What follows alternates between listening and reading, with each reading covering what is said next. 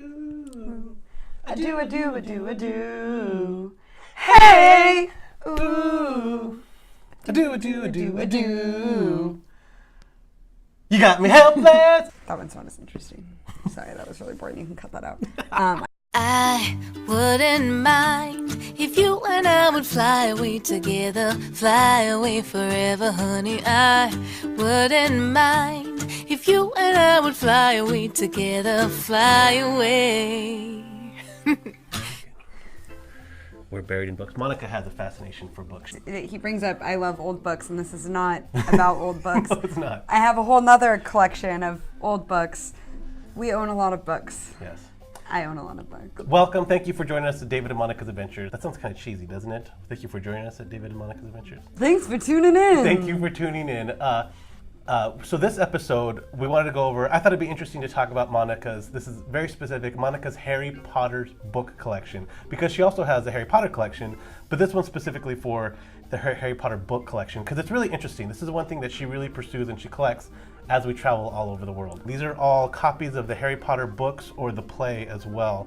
And you get them as you travel around the world in different languages. So it all started when I was 12. I took a trip with my mom. I want to take it a step back as to why you like Harry Potter, why you're drawn to Harry Potter, because that's kind of an interesting story. Why Harry Potter books?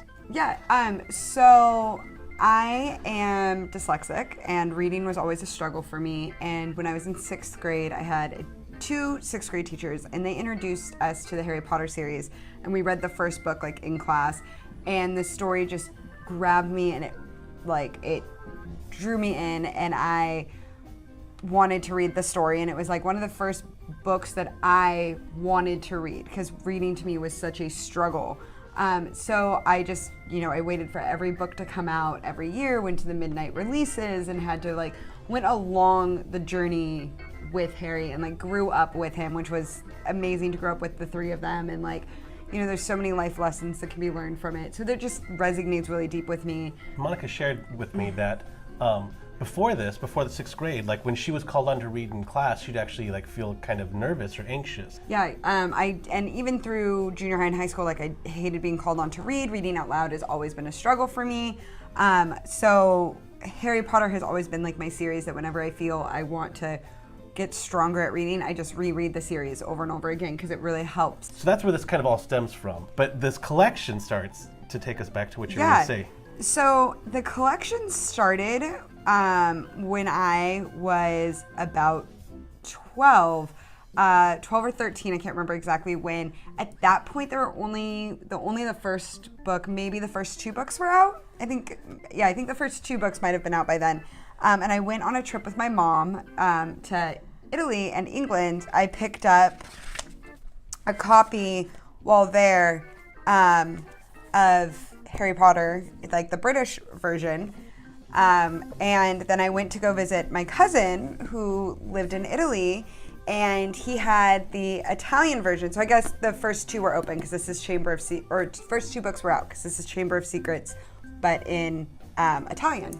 There's a lizard on the back of this person's head. Yeah, it's supposed to be Harry Potter. For some reason, Harry Potter is writing a book with a snake, or it looks like an alligator, but I think it's supposed to be a basilisk snake because of the Chamber of Secrets hat on his head that I'm not sure what it has to do with anything. Yeah, it's a very interesting, very different artwork. And that's kind of what started, I think, my obsession with it. Even the first, the British version of Philosopher's Stone, Philosopher's Stone, because that's what it's supposed to be. Let's talk about that for a second. Yeah, they renamed, for the American version of the book, they renamed it to the Sorcerer's Stone because they thought that people wouldn't know what the Philosopher's Stone was, but it technically doesn't make sense anymore because there's no such thing as the Sorcerer's Stone.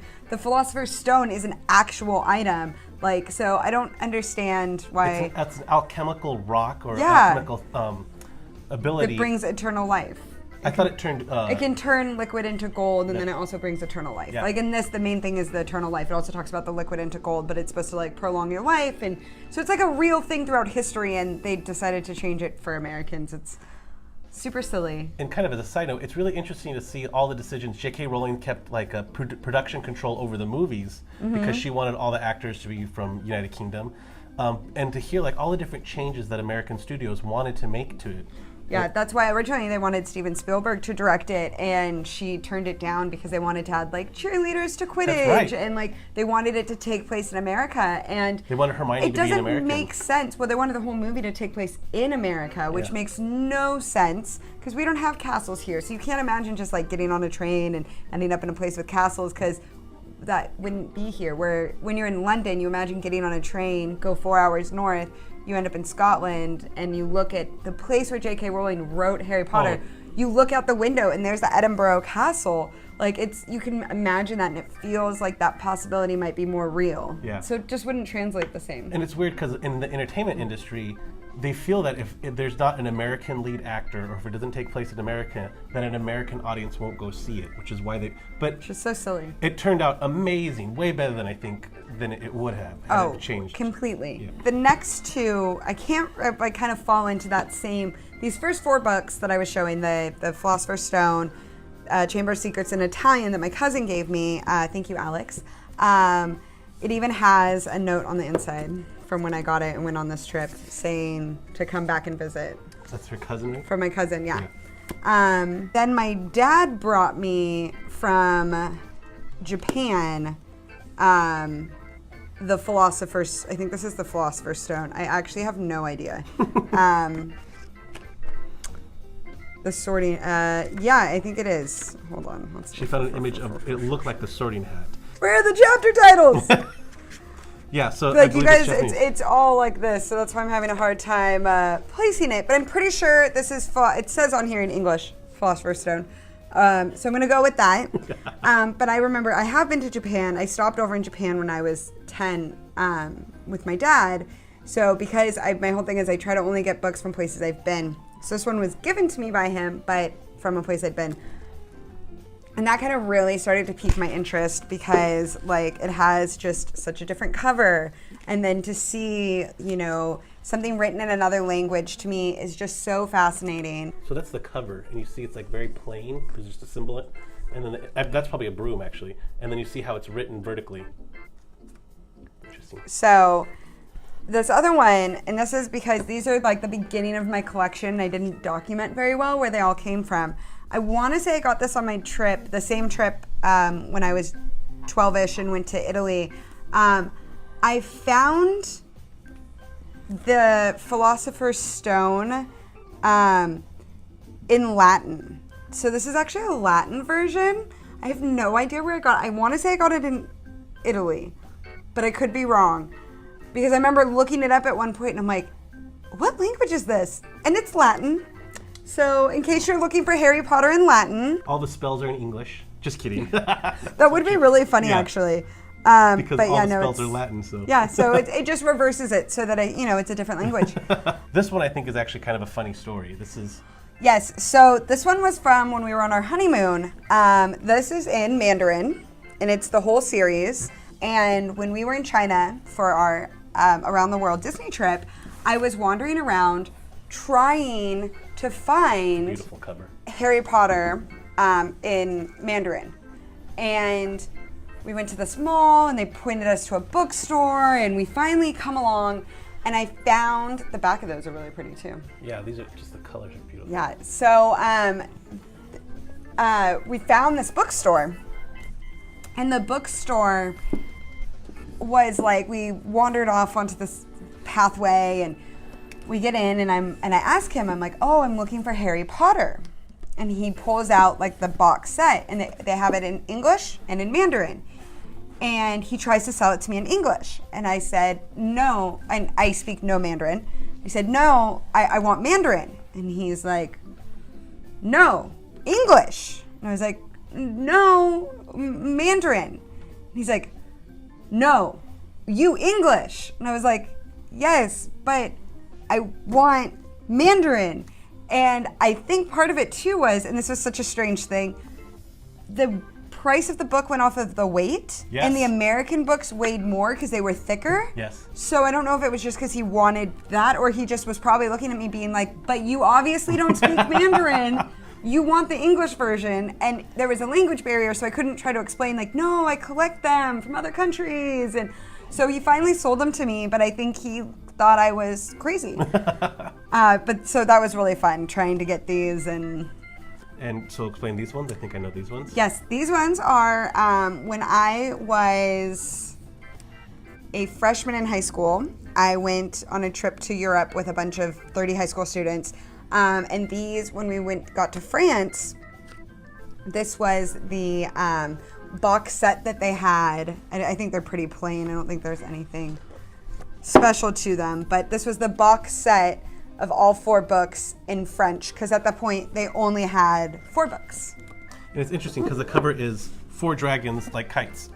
Yeah, and the artwork's just a lot more like children's artwork style. So it's really interesting to see the differences. I actually have another one. On our honeymoon trip, we went to France, and I told David, I was like, I really want to get another Harry Potter book, and we didn't really see any bookstores, and it was our second to last day in France, and we're wandering around, and they have these little, I totally forgot they about have that. these little like pop-up shops. They're literally on the river, and they're like This is by Notre Dame. By Notre Dame, yeah, they have these little pop-up shops that have things, and they have books and stuff. And we're walking, and all of a sudden David goes, "Stop!" And I was like, "What? What?" And he's like, "Harry Potter."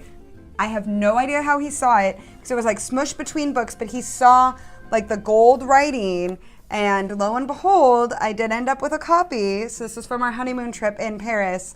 And interesting to see that it's a very similar artwork style still within like that kind of more of the, that style. Yeah. So this one I think has a really fun story behind it too. I was here for this one. Yes, so this one is actually probably like my most beautiful set. If David pulls out some of them, you'll see. It's the first trip we took to England together, and we were at the Warner Brothers studio in Leavesden, and they actually let me get stickers for each one that show that I bought it at the making of place. And then just these books in particular, like the art style of them is just amazing. So this is a British edition of all 7. So the box set. This is my first like full box set I bought besides my like trunk box set. Well, I remember when we saw these, there were 2. There was one that was completely wrapped in plastic that had the sticker on the front of the plastic. And then, or you could buy them individually with a sticker on each one. but she wanted the box set, right? And so we happened to be talking about it, we were sitting there, and a wonderful employee was sitting next to us and was like, I'll get you some of the stickers. Yeah, so she was able to get us the stickers so that way I could buy the box set and then put the stickers on each book. So each book would have a sticker showing that that's where it was from.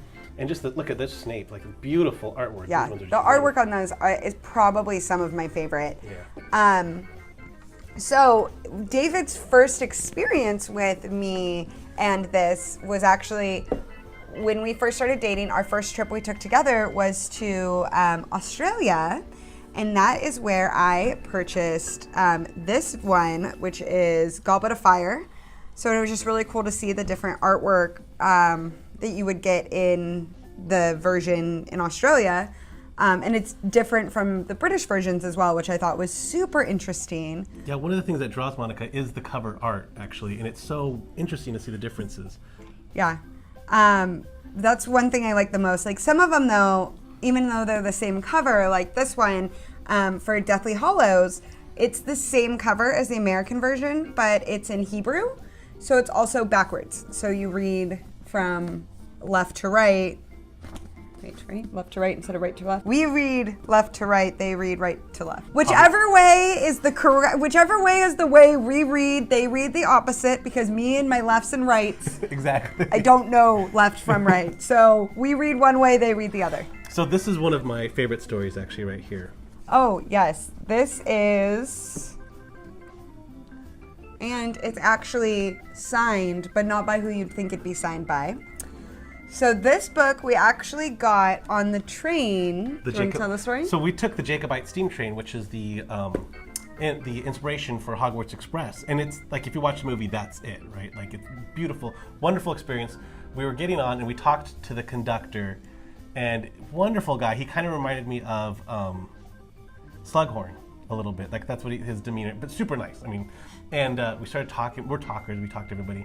and he's like, oh, you want to get this book? So we got this book, and I can't remember how it started, but one of us just went, can you sign our book? So we started getting like the wait staff and the conductor, and then at the end, Well, because it would say 2.5 hour train ride there, or 2 hour, it's either 2 or 2.5, and you're taking a train to a location and then you're taking the train back. And doing that, you get to go over like the overpass, that's like the classic. the Glenfin Viaduct. Yeah, which is right here. which is right there, yeah. So you get to go over that and everything, and it's kind of like the whole, but it's, you literally take a train, so we were with them for like 4 hours. Yeah, and one of my favorite parts about this was at the end, they literally, like we walked up to the front where the engine is, and they literally have guys whose job it is to shovel the coal because it's the last remaining steam train. So the guy's job is to shovel the coal into the furnace so that the steam train keeps on moving. And it's hot, like just standing there, it's hot. And they let us come up and stand like right by the fire. And the guy who was in charge of that smudged, he signed it and Because he was smudged dirty, it. he was filthy. Oh yeah, and he apologized and was like, oh, I totally ruined your book. And we're like, no, you made it that much better. It was really neat, that was so fun. Here's another fun little mini, these are ones that we bought on our honeymoon as well. Where do they go? I have no idea. These are the Japanese versions. Another funny story. Oh, that's right. Because as far as I could see, I was like, yeah, we have all the right books. These are a book from each one of the books. Well, it turns out in Japan, they split theirs up into multiple books. So you can carry them around. And so this is Philosopher's Stone, but it's only part 1. So there's a part 2. And then this is Chamber of Secrets, which is number 3. And then there's also a 4. Like there's so many. Yeah, so now we have the Goblet of Fire. So the numbers on the side make me realize that I actually did not buy the entire series. But she bought one from every book. Yeah, so I have one from every book. I'm just missing a lot in between. But it's interesting that they break them up into these little smaller versions, and then they have kind of like artwork that kind of relate to each book. So we have a couple more that are really milestones, and the one that you're touching is the one I want to talk about. It's actually a program and the actual book with the story from Harry Potter and the Cursed Child, which we got to see in London with the original cast. 4th row, on the aisle. It was incredible. Yeah. It was unreal. So they sold there. They actually sold the book. So I bought the book and the program that has, pictures from within the show and a picture of the theater. And then we waited at the stage door at the end. We got a tip from Shayna. We met a wonderful couple there. Yes. Shayna Wild and her husband. And it was funny, we met them because we were trying to take a picture up front and they were trying to take a picture up front. So we started taking pictures and Monica and her just Well, clicked. and it was too funny because we both had, at the time my hair was still in a pixie, which will probably come back soon. So my hair was short and purple or blue or something. It was short and colorful, and her hair is short and red. We both had purple long jackets on, and then both of our husbands were both wearing a button-up shirt That's that had a right. Harry Potter shirt on underneath the button-up shirt. So it was just this whole funny, weird thing. So we started talking to them, and she gave Monica the hint, the stage door is right up front, and Monica's like, I will leave you here. And I was like, go, it's okay. that's not how it happened. He offered for me to ditch him. He's like, just go. I'll make sure everything's collected. Just go. Yeah, and she did. And I did. I just left. But so- I got everything signed. Yeah, so she got signed copies of the book, got to meet the guy who played Scorpius, was amazing actor. It was one of the best plays I've ever seen in my whole life. It was really, really incredible. Yeah, it was a fantastic experience. I was actually lucky enough to get the tickets from a friend of mine who's also a client, Devin and Kesley. Thank you so much. They were going to see, they originally had bought it for that date, and then with their work schedule, they had to do a different date. So I was lucky enough to get to benefit from those tickets. Incredible experience. Yeah, it was an incredible experience. I would see it again. I know it's coming to New York.